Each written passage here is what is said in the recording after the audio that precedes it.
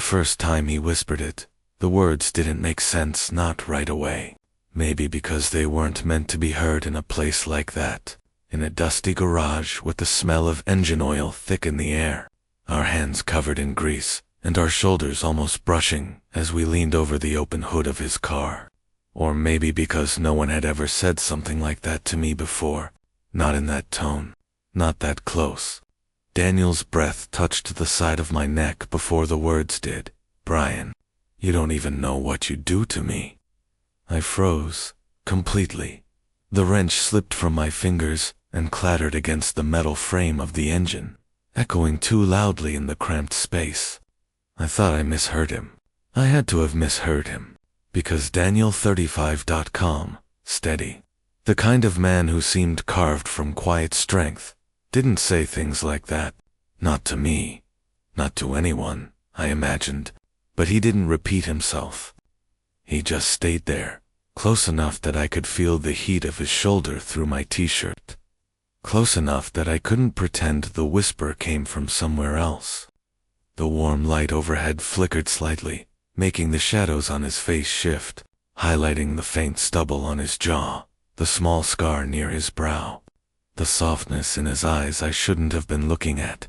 I swallowed hard, or at least tried to. My throat felt tight, my chest tighter. "What? What do you mean?" I managed to ask, but my voice didn't come out right. Too thin, too unsure. He didn't answer. Instead, Daniel stepped back, just a step, but even that tiny distance felt like a sudden drop in temperature. He wiped his hands on a rag, avoiding my eyes in a way that almost made things worse. If he looked at me, I might have understood something. If he didn't, I was left guessing, and guessing is so much worse. The engine ticked softly as it cooled, the smell of old gasoline mixing with the summer air drifting in from the open garage door. Outside, life went on, birds chirped, a lawnmower hummed in the distance, but in that garage, it felt like the world had narrowed to a single moment I wasn't prepared for. I should have said something, anything, asked him to explain, asked him if he meant what I thought he meant, or what I feared he meant, or what some quiet, secret part of me hoped he meant, but I didn't say a word. I remember wiping my own hands, even though there was barely any grease on them anymore. I remember stepping around him too quickly, pretending I had to grab something from the other side of the car, pretending the whisper hadn't gone straight through me like a spark finding dry tinder, because the truth was, I didn't know what to do with it. I didn't know what to do with him, and I didn't know why. My heart was still racing long after the moment passed. Later, when I lay in bed that night, the whisper kept replaying in my mind, not loud, not dramatic, just soft, intentional, almost tender. The kind of tone a man used only when he meant something he wasn't supposed to say out loud. The kind of tone that made my pulse jump every time I replayed it. "You don't even know what you do to me." Maybe I didn't. But God, I wanted to understand why it felt so intimate. Why it felt like the beginning of something I wasn't sure I was ready for, or why I couldn't stop wanting to hear it again. My name is Brian, and I'm 25 years old, enough to know who I am, but still young enough to feel like I haven't figured anything out. People say I'm kind, soft-spoken, the kind of guy who apologizes even when something isn't his fault. They're right, I guess. I've always been the quiet one, the one who listens more than he talks, the one who blends into the background without really trying. Confidence isn't something that runs naturally in my veins. I have to drag it out of myself in small pieces, like pulling stubborn weeds from dry soil. Some days it shows up. Most days, it doesn't. I work a simple job at a parts store in town, not glamorous, but steady. I spend my days surrounded by shelves of brake pads, motor oil, and customers who only remember my name because it's sewn onto my uniform shirt. I don't hate my job, I just never expected to still be there at 20. But life doesn't move as fast for me as it seems to for other people. I take small steps, safe steps, sometimes too safe, when my shift ends. I walk home to my small house, on a quiet street, where everyone knows each other by routine more than name. I live alone, not because I prefer it, but because that's just how things turned out. My dating life is, politely put, non-existent, a mix of shyness, uncertainty, and this constant sense that I shouldn't complicate other people's lives with my presence. That's what insecurity does. It makes you believe you're too much and not enough at the same time. But someone always noticed me, even when I didn't think anyone did. Daniel. He'd been my neighbor for a little over 2 years, living in the house with the navy blue shutters and the perfectly trimmed lawn. I first saw him one morning when I was taking out the trash. He carried an old box to his garage, sunlight catching the side of his face. He was older, mid-30s, maybe quiet, steady, the kind of man who moved like he always knew what he was doing. The opposite of me in every possible way. Back then, I didn't know his name, but I knew the way he nodded politely whenever we passed each other. I knew the way he fixed things around his place with bare, capable hands. The fence, the mailbox post, his lawnmower. I knew the way he sometimes stood in his driveway at dusk, arms folded as he watched the street with a thoughtful look, like he was carrying memories no one else could see. There was something about him, mature calmness, this grounded presence that felt magnetic. I didn't have a word for it at the time. Attraction wasn't something I allowed myself to consider, not openly, not even privately. I had spent most of my life pushing down feelings I didn't know how to handle, growing up in a quiet household, in a place where everyone knew everyone and whispered behind curtains. You learn to keep certain parts of yourself hidden so deeply that even you forgot they were there. So when I found myself noticing Daniel more than I should of his voice, his posture, the way he smiled occasionally with only half his mouth, I told myself it was admiration, respect, nothing more. I didn't let myself think beyond that, because thinking beyond that felt dangerous. It meant acknowledging a part of me I'd kept buried for years. Maybe that's why I blinked too long whenever he talked to me. Maybe that's why my pulse always kicked a little harder when I saw him wave from across the driveway. Quiet admiration, I called it. Nothing more. But I'd be lying if I said I didn't wonder about him, who he lived with before, whether he ever felt lonely in that house, whether he ever noticed me in the same soft, subtle way I found myself noticing him. I never expected anything to happen. Men like Daniel didn't look twice at guys like me. He had that grown man confidence, that steady warmth you could lean into. I had, well, a job, a quiet routine, and a habit of shrinking into myself whenever someone looked at me too closely. Still, every time I walked past his driveway, a part of me lifted its head.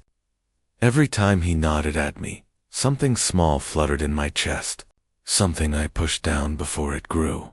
Maybe that's why his whisper in the garage shook me so deeply, because long before he leaned close and said those words, I'd already felt something for him, soft, secret, and unspoken, something I never thought would matter, something I never let myself imagine he might feel too. It happened on a warm afternoon in early summer, the kind of day where the sun feels heavy on your skin and the air smells faintly of cut grass. I had just gotten home from work, still in my uniform shirt, still carrying the quiet exhaustion of a long shift. I didn't expect anything out of the ordinary. My plan was simple: shower, eat something simple, maybe watch a show until sleep took over. But as I walked up my driveway, I heard someone call my name, Brian. I turned, and there he was, Daniel, standing beside his car, with the hood propped open. He had a rag in one hand, grease smudged across the side of his thumb. His t-shirt clung slightly to his shoulders from the heat, and something about the way he stood confident, but not intimidating, made me straighten up instinctively. I blinked, pointing to myself like there might have been another Brian on the street. Me. His mouth tugged into a small half-smile. Yeah, you. That smile did something to my chest I didn't have a name for. I was wondering, do you have a minute? My car's making this weird clicking noise, and I could use a second set of hands. He tilted his head, almost shy. Only if you're not busy. Busy. I would have canceled plans with the president if Daniel asked me for help that kindly. Yeah, I said, trying not to sound too eager. Sure. What do you need? He stepped aside, and I walked toward the car, feeling strangely aware of every one of my movements, how my feet hit the pavement, how my shirt clung to my back, how close he stood beside me. The moment I leaned over the engine, the thick scent of grease and hot metal rushed up, familiar from my job but somehow more intense in his garage. Daniel came to stand next to me, his forearm brushing mine briefly before he shifted. The touch lasted maybe a second, but it felt like longer. Too long to ignore. Too short to be something I could name. He didn't seem fazed by the contact. I, on the other hand, felt my pulse jump. He handed me a wrench without me asking, like he somehow knew what I was thinking. Here, this might help loosen that bolt. I took it, careful not to let my fingers shake, but his gaze lingered on my hand longer than it should have. Or maybe I imagined it. Maybe I just wanted to imagine it.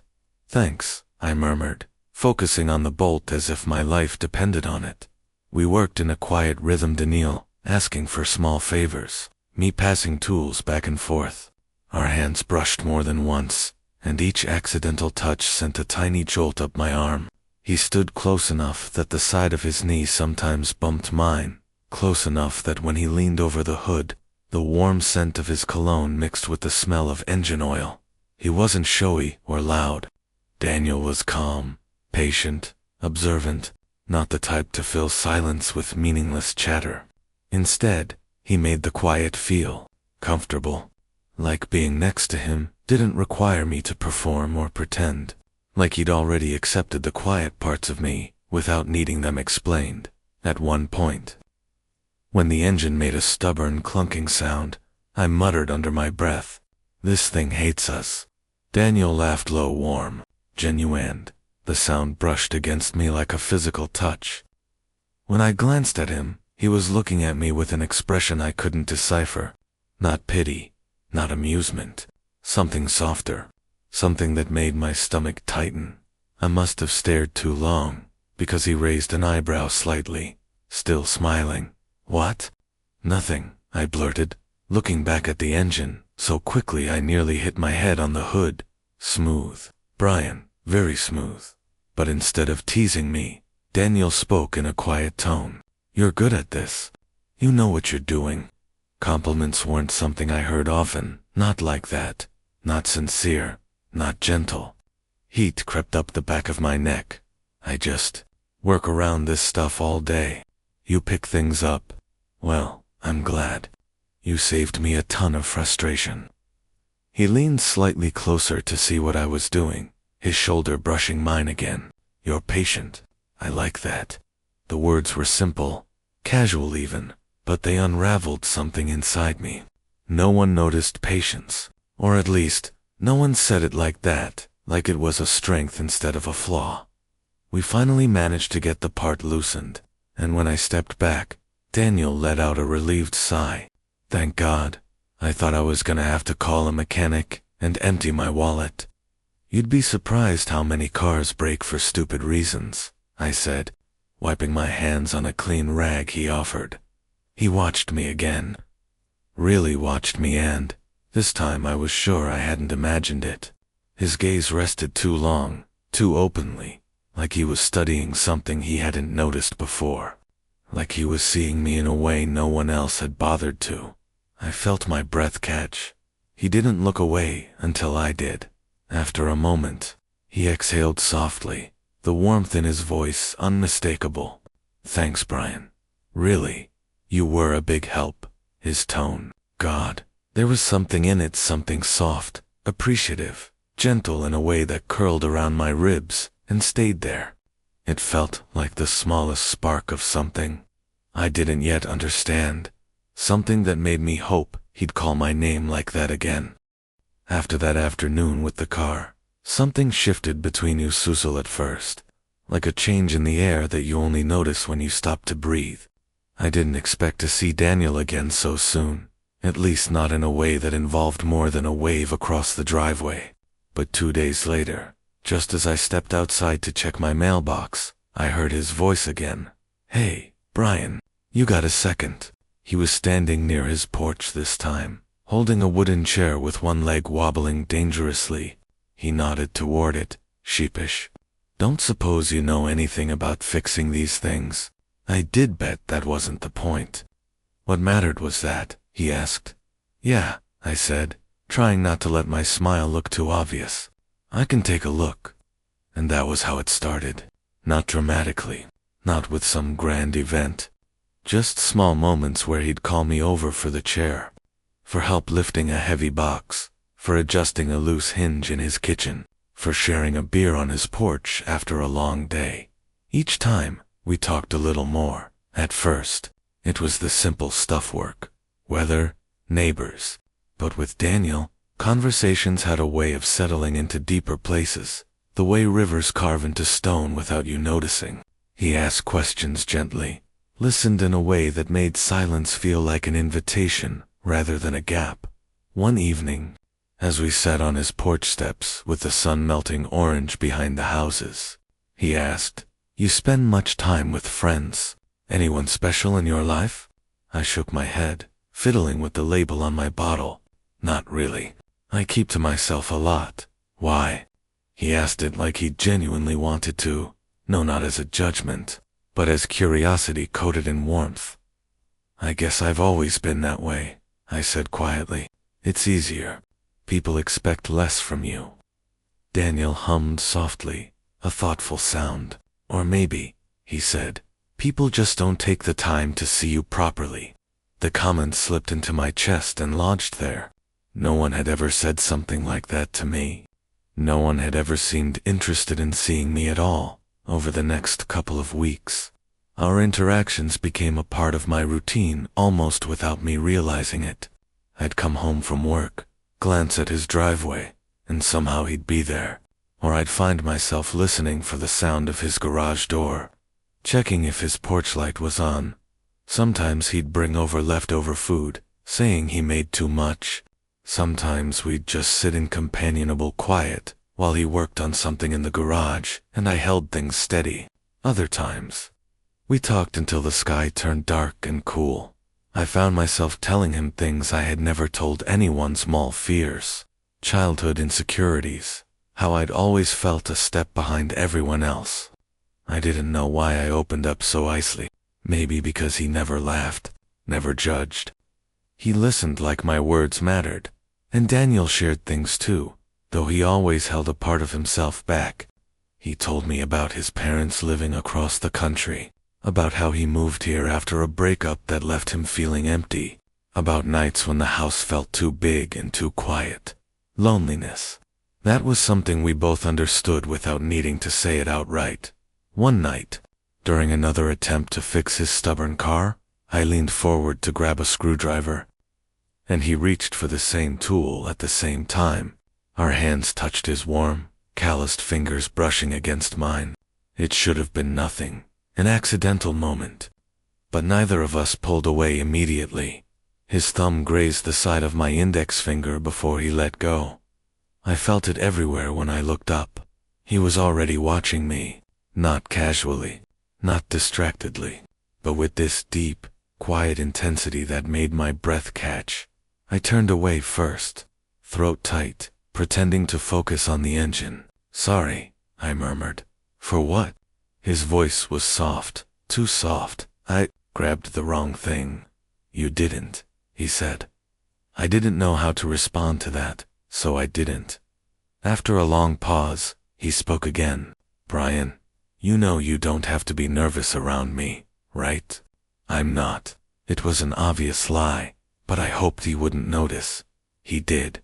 I could feel his gaze lingering on the side of my face, warm and searching, like he was trying to understand something I wasn't ready to admit.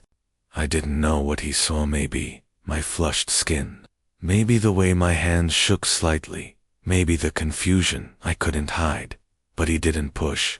Daniel never pushed. He just gave me these small, intentional moments that felt safe and dangerous at the same time. He'd lean a little too close when showing me something. He'd touch the small of my back when squeezing behind me in the garage. His voice would drop a little when he said my name. None of it was enough to call flirting, but all of it was enough to light up thoughts I didn't know I was allowed to have. Every day, the tension grew quiet, steady, impossible to ignore. One evening, after I helped him paint his living room, I caught him looking at me again. Really looking. His brush hung in midair, forgotten, while his eyes softened in a way that made my chest ache. "What?" I asked, laughing nervously. He shook his head, a tiny smile tugging at his lips. "Nothing, just thinking about what?" He hesitated, then said, "About you." My heart stuttered. I didn't know what he meant. I didn't know if he meant anything at all, but the way he said it with a low warmth, with a gentleness that wrapped around me like a hand on my chest, made me feel something shift inside. As I walked home that night, my steps slower than usual, one question echoed louder than the rest. Was I imagining everything? Or did Daniel feel something too?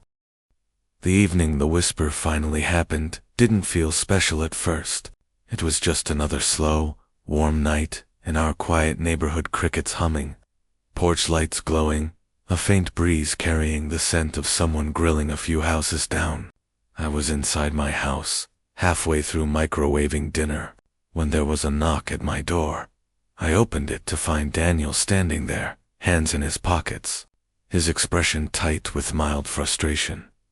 "Car's acting up again," he said with a small, apologetic smile. "Think you could take a look? It keeps stalling out." I didn't even hesitate.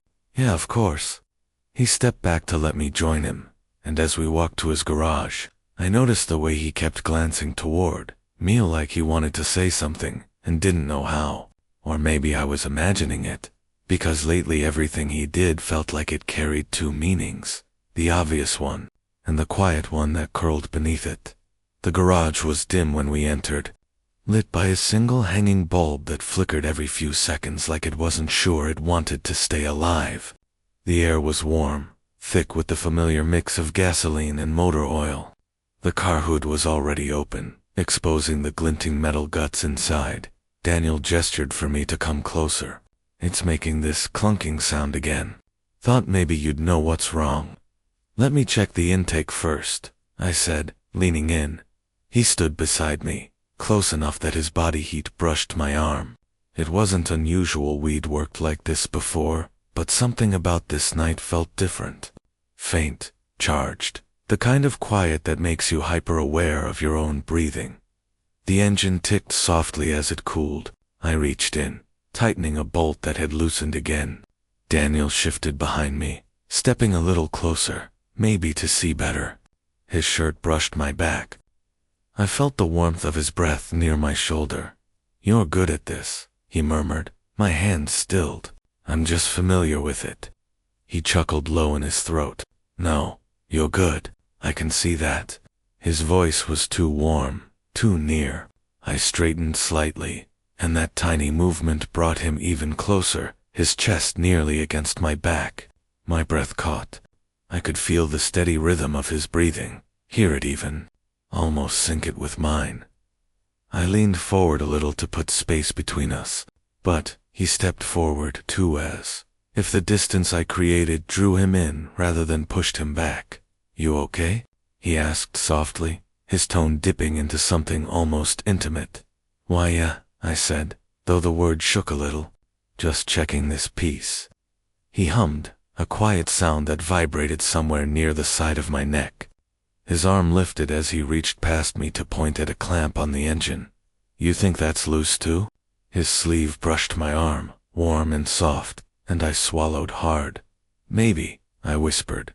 We both leaned in at the same time. My shoulder pressed lightly against his. He didn't move away. The light flickered again, casting a brief shadow across his face. When it steadied, I felt him turn just slightly toward me. Not the car. I sensed him before I saw him. Daniel leaned in close enough that I could feel the warmth of his breath touch the shell of my ear, close enough that my entire body went rigid. Then he whispered, If you knew how I look at you. My heart stopped, or it exploded, or maybe both. I couldn't move. I couldn't think. Every muscle in my body locked, as if the whisper had pinned me in place.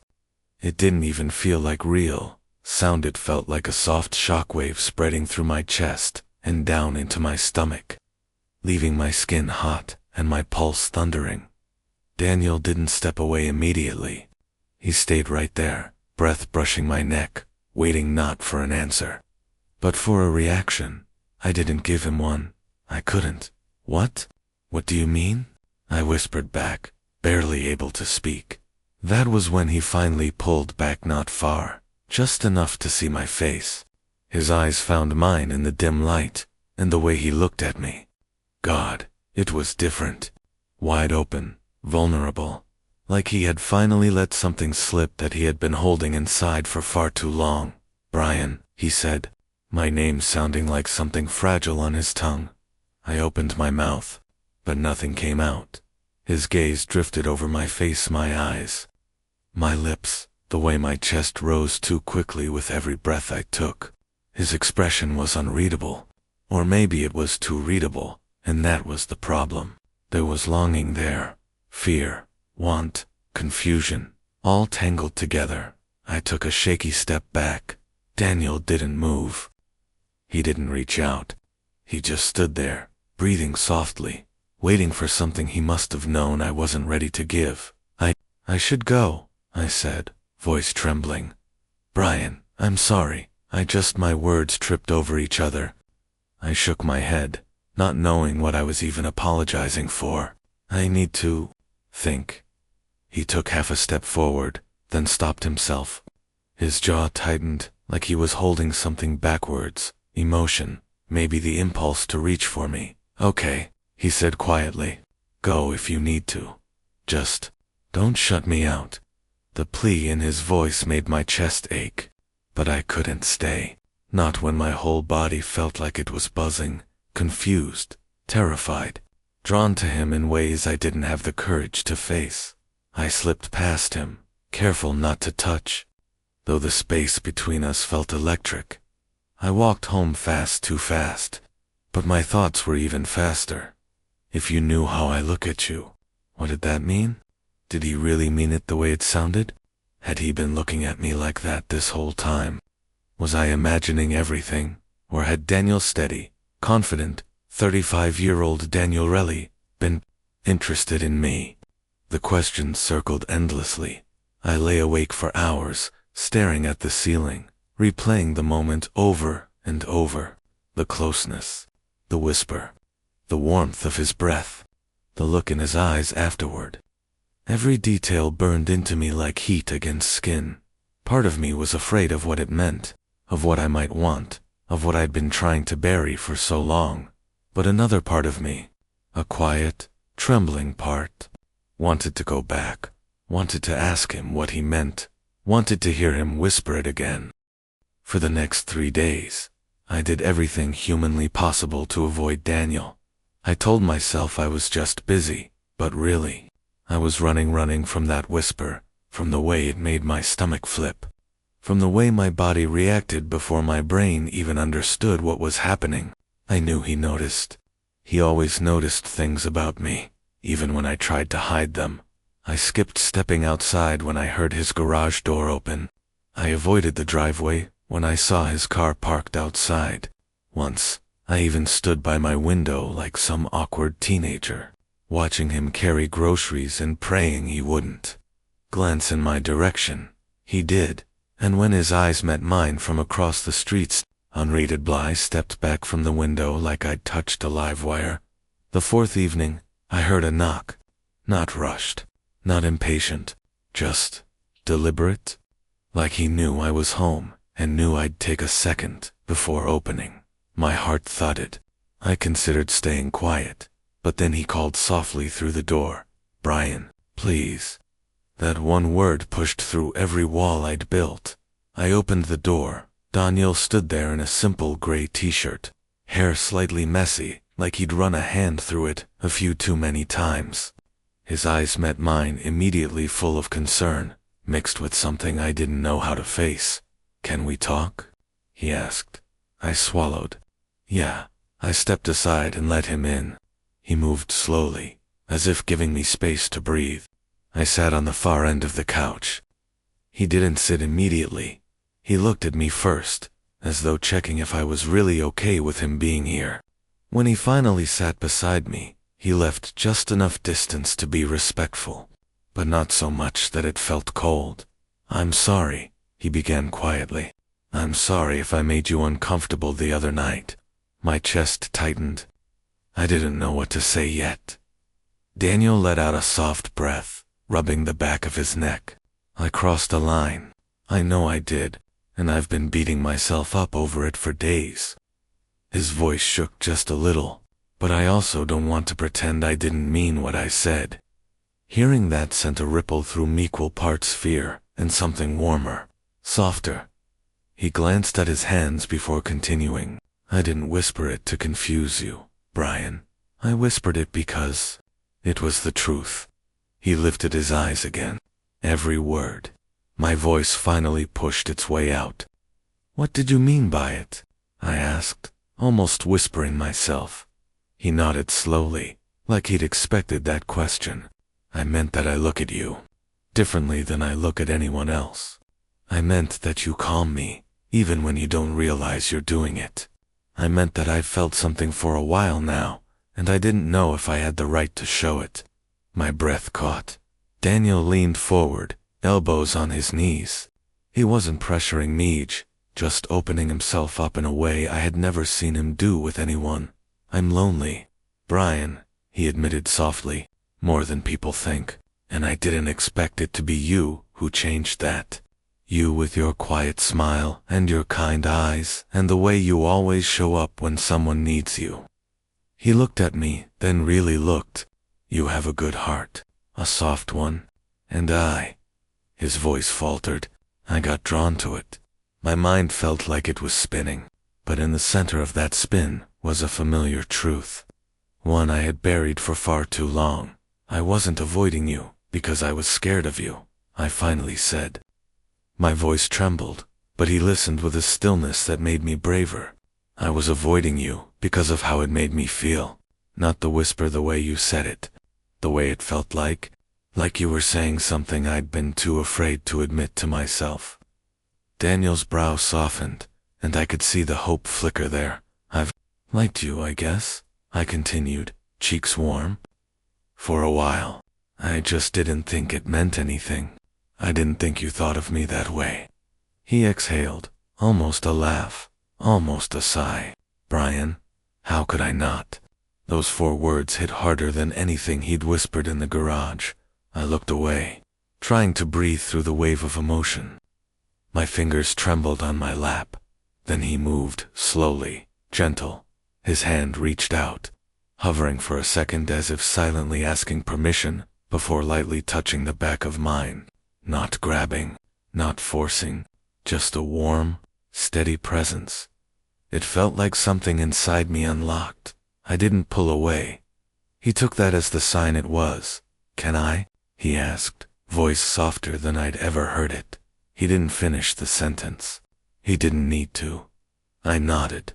Daniel shifted closer than we'd ever been in my living room. His free hand lifted to my face with a tenderness that made my chest ache. His thumb brushed my cheek, warm and careful, like he thought I might disappear if he touched too fast. I leaned into the touch before I could stop myself. He smiled, not wide, not bold, but soft, grateful. He pressed his forehead against mine, our breaths mixing, our eyes half closed. The moment felt fragile and full at the same time, like stepping into something new and terrifying and beautiful. "Brian," he whispered, not like before, not teasing or cryptic, just my name, like it meant something. And then, slowly giving me every chance to pull away, he kissed me. It wasn't rushed. It wasn't desperate. It was warm, steady, and achingly gentle. A question and an answer at once. A beginning. My hands moved on there, one resting on his shoulder, the other lightly holding his wrist, where he cupped my cheek. His breath hitched softly when I kissed him back, and the sound sent warmth flooding through me. When we finally pulled away, his forehead rested against mine again. "I didn't want to ruin anything," he murmured. "You didn't," I whispered. "You actually made something." He closed his eyes for a moment, as if letting himself believe it, and for the first time in days, maybe weeks, I felt something settle inside me, something right, something inevitable, something like the start of us. The days after our confession felt strangely natural, like we hadn't stepped into something new, but finally acknowledged something that had been quietly growing between us for a long time. Daniel didn't rush me. He didn't suddenly act different or overwhelm me with affection. If anything, he became softer, more attentive, more patient, more Daniel, the same man I'd admired from a distance, just now closer. Close enough to touch, close enough to understand. We started spending more time together. But this time we didn't hide it behind excuses, like helping with the car or fixing something in the house. Sometimes, he'd just knock on my door with 2 mugs of coffee and say, "Walk." Other times I'd find myself wandering into his garage after work simply because I wanted to hear his voice, see the way he smiled when he saw me.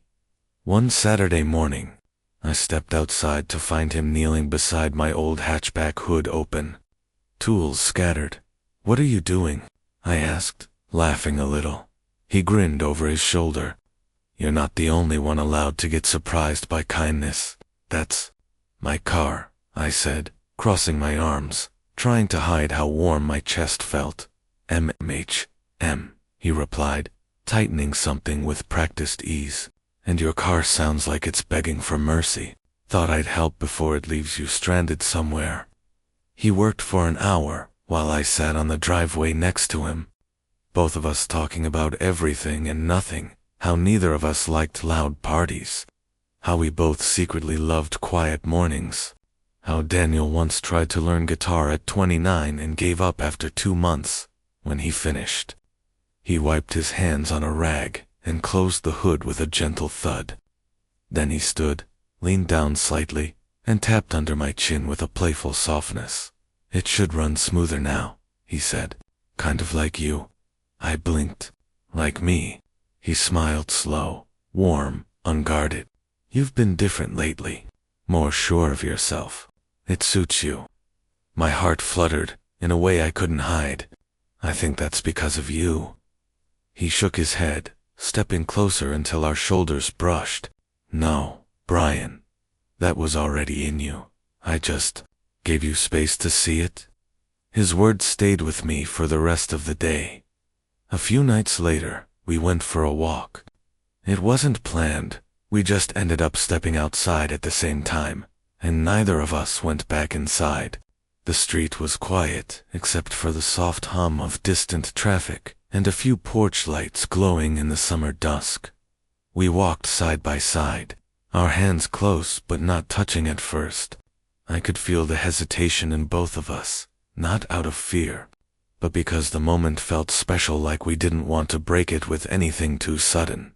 Eventually, Daniel reached out and threaded his fingers through mine. His grip was warm, gentle, steady. The kind of touch that said, "I'm here. You're safe." I didn't realize how much I needed that until it happened. We made it to a small park near the end of the street. The benches were empty. The night breeze carried the faint scent of jasmine from someone's garden. Daniel sat down, pulling me gently with him, our shoulders touching again, more intentionally this time. He looked at me, eyes soft in the dim streetlight. "You know," he said quietly, "I'm glad you came into my life in such an ordinary moment." I smiled. "Fixing a car isn't very romantic. It is to me." He held my gaze, because that day, something shifted. Something I didn't expect. Something I'm grateful for. I felt my breath catch. I leaned my head on his shoulder without thinking, and he exhaled slowly, resting his cheek lightly against my hair. His hand squeezed, mine once gentle, reassuring. For a long time, we sat there in silence. and it wasn't awkward. It felt like peace, like everything that had been uncertain was slowly finding its place. He turned a little, his voice low. "Can I tell you something?" I nodded without lifting my head. "That night in the garage," he murmured, "when I whispered to you, I was terrified, not because I thought you'd be angry, but because I thought I'd lose the chance to be close to you." I lifted my head then, looking at him. "I was terrified too," I said quietly, "but not because of you, because of how it made me feel." He brushed a thumb over my cheek, that familiar, gentle touch that grounded me every time. "And how does it make you feel now?" My chest warmed, like it was the beginning of something I didn't know I needed. He smiled slow and full of emotion. Then he leaned in and kissed me. It wasn't like the first kiss, quiet and testing. This one was warmer, deeper, a soft promise wrapped in the warmth of his hands, cupping my face. My fingers slid over his forearm, holding him close, feeling the steady strength beneath his skin. When we finally pulled apart, he rested his forehead against mine with a breathy laugh. "I could get addicted to this," he murmured. "Good," I whispered, "because I'm not going anywhere." The night settled around you, warm, full of new beginnings. And somewhere inside me, the memory of that whisper, once confusing and overwhelming, felt different now. It felt like the start of something safe, something honest, something beautiful, something I wanted to build with him. As we walked back home, hand in hand, I realized I wasn't afraid anymore. I was hopeful, and for the first time in a long time, I was happy. Thank you so much for taking the time to share your thoughts with us. Your feedback is very valuable and will help us improve. May I kindly ask which country you are joining us from?